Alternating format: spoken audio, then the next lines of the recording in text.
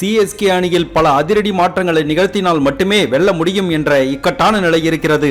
தோனியை கோப்பையுடன் வழி அனுப்ப வேண்டும் என சிஎஸ்கே அணி நிர்வாகம் பல்வேறு நடவடிக்கைகளை எடுத்து வருகின்றனர்.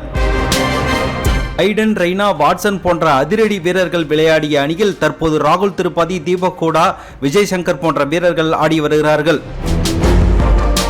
இதனால் அணியில் மாற்றங்களை வரும் 5ஆம் தேதி டெல்லிக்கு எதிரான சென்னையில் நடைபெறும் போட்டியில் ருத்ராஜ் மேற்கொள்வார் என எதிர்பார்க்கப்படுகிறது.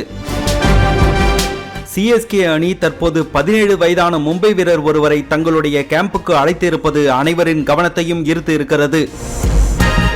ரஞ்சி கோப்பையில் அபாரமாக விளையாடிய அவர் ஷர்துல் தாக்கூர், ஸ்ரேயஸ் ஐயர் ஆகியோருக்கு பிறகு அதிக ரன்கள் குவித்த வீரர் என்ற பெயரை பெற்றார். இப்படி பல சாதனைகளை படைத்த 17 வயது வீரரான ஆயுஷ் மாத்ரேவை ஏலத்தில் எந்த அணியும் எடுக்காததுதான் சோகம். இந்த நிலையில் தற்போது சிஎஸ்கே அணி அவரை சென்னைக்கு அழைத்திருக்கிறது. இது குறித்து பேசிய சென்னை அணியின் சிஇஓ காசி விஸ்வநாதன், ஆயுஷ் மாத்ரேவை நாங்கள் சோதனைக்காக அழைத்திருக்கிறோம். அவரின் ஆட்டம் எங்கள் கவனத்தை ஈர்த்துள்ளது. அணியில் புதிய வீரர் தேவைப்பட்டால் அவரை பிளேயிங் லெவனில் சேர்க்கப்படலாம் என தெரிவித்துள்ளார்.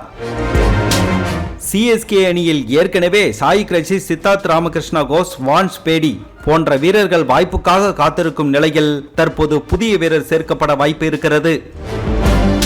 இப்படி பல அதிரடி மாற்றங்களை செய்து டெல்லிக்கு எதிரான போட்டியில் சென்னை அணி வெற்றி பெற்று பழைய பன்னீர்செல்வமாக திரும்பும் என்பதை நிச்சயம் எதிர்பார்க்கலாம்.